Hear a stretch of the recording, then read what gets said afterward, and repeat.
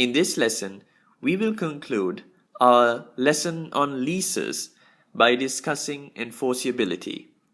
Now, when we began this particular section on leases and the discussion on the formalities required, you would note that we considered the fact that a lease allows two or more parties to enjoy the benefits of an estate.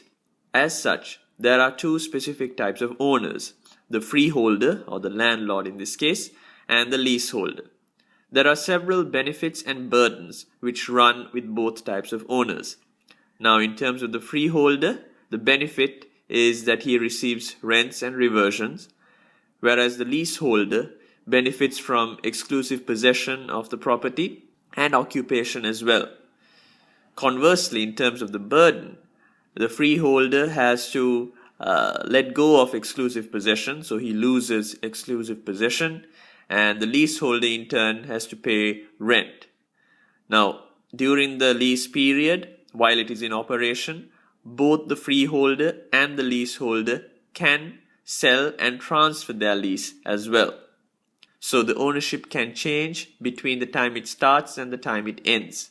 There are several covenants running with the land, and during our previous lesson where we considered part 2 of leases in terms of creation and termination. Now, these covenants have various effects on land, but primarily the effect of a covenant is that a third party may be liable on it and can enforce it as well. Have a look at the Spencer case, which is available in your case summaries, which deals with a particular leaseholder assigning his lease to another and the effect that has on the third party. It's a very important and a seminal case available in your case summary, so I urge you to have a look at it to see the effect that a covenant has on a third party in relation to it running with the land. Now, considering enforceability of the covenants in relation to leases proper, we have to differentiate it as pre-1996 and post-1996. Moreover, this division, this distinction must be also discussed in relation to the assignee of the lease and the assignee of the reversion. In terms of the assignee of the lease, pre-1996, both benefits and burdens of a covenant would pass if, firstly, the covenants touch and concern the land. Remember, these are related to proprietary rights.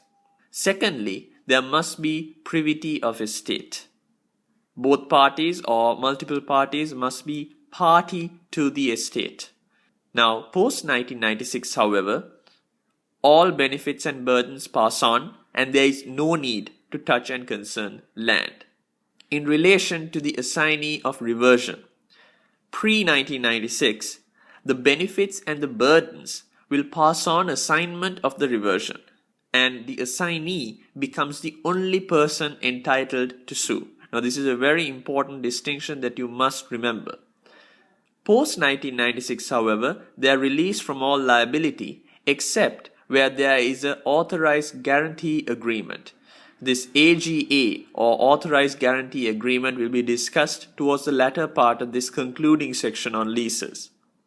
Now, what does this touch and concern land component in relation to enforceability of leases mean?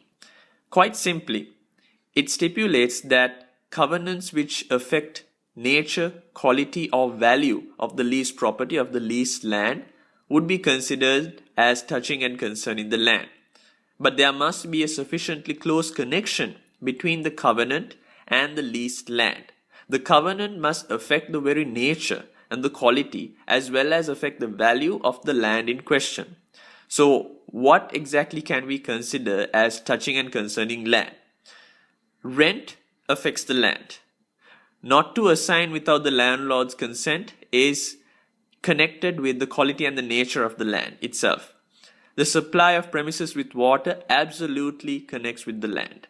It gives the land a particular value, which increases literally the value. And not to build on adjoining land. Once again, right of way, right of light, all of these things matter. And it concerns the land itself. So these particular items which I mentioned, payment of rent, not assigning without the landlord's consent, supply of water, not to build on adjoining land, all of these covenants, all of these aspects touch and concern land. However, what has been held not to touch and concern land, as was seminally held in Huaqiao, hopefully I'm pronouncing that correctly, but it's available in your case summary, so I urge you to have a look at it, is that landlord's covenant to repay the deposit at the end of the lease does not touch and concern land.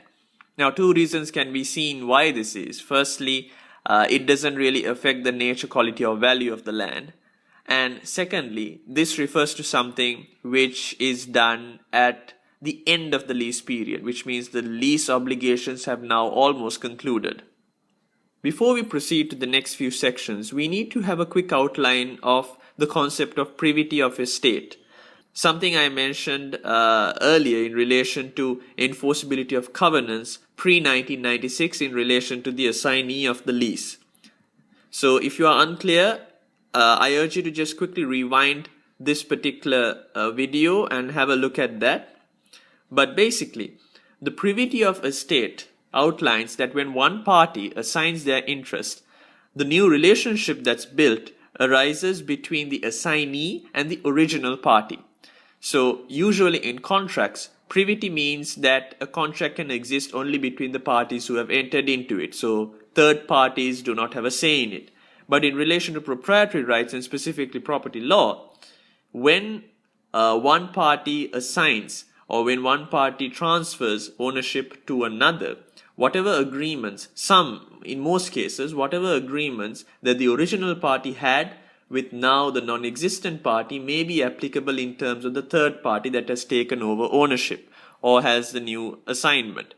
So here, when one party assigns their interest, a new relationship arises between the assignee and the original party. So in relation to enforceability of covenants against subleases, you can see that there is no privity of contract and no privity of estate between the landlord and the subtenant. And the subtenant can only sue if there is a restrictive covenant and he's constrained by it, as was held in Talc and Moxey, a very seminal and important case that I urge you to have a look at, available in your case summaries. And the original tenant's lease contains some sort of forfeiture clause, which if enforced, the subtenant's lease becomes forfeited. It's not an area that's affected by the LTCA of 1995, but it's quite important because this is a quick departure from the usual aspects of contracts, and privity of estate is something which is somewhat difficult to or perplexing to understand and correlate with our usual understanding of contractual law and proprietary rights. Now, the best example of this and a very important case that you have to look at in order to understand this concept of privity of estate is London Diocesan Fund and Avonridge. This is available in quite detail in the case summaries, so I urge you to have a look at it in order to understand privity of estate. But basically, in a nutshell, the case itself purported to a tenant who had a 99-year lease at $16,700 a year. He granted 6 subleases, and then he assigned his head lease, as in A assigned his head lease to P. So when P failed to pay rent, the landlord, as in the freeholder, forfeited the lease, which ultimately affected those 6 subleases. So it's a chain of events that happen and a good example of the concept of privity of estate. So have a look at that.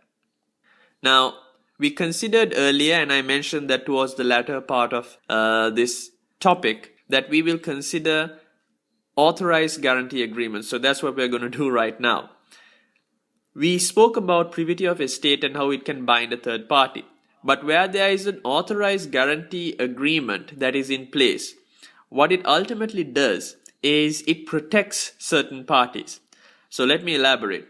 Firstly, you have a landlord that leases to the original tenant, who then assigns his lease to a new assignee. Now, where an authorized guarantee agreement is in place, this document is signed between the landlord and the original tenant, which specifies that the new tenant will pay rent or the old tenant will be held liable. So technically, the privity of estate concept goes that the landlord and the new assignee has a contractual agreement or a lease in place now. However, where the new assignee does not pay his rent or does not pay the required consideration, an authorized guarantee agreement, when in place, means that the original tenant will be liable for that non-payment of rent. That was an outline and conclusion in relation to leases, specifically focusing on enforceability. Now, leases is quite an extensive topic, and it's something that you can't specifically go through within a few hours. So I urge you to go through your subject guides, your literature, whatever provided by your university. This is a quick overview and a bird's eye picture of what to understand and to get a better exposition of leases before you go into the subject proper, and perhaps even before you sit for your examinations. In the next lesson, we will have a look at another interesting aspect of property law, which are easements. Thank you for watching this video. If you want to learn more and check out some of my other videos, click on the links on screen now. If you want access to the full courses, which includes spider graphs and case summaries, check out the description below. See you in the next lesson.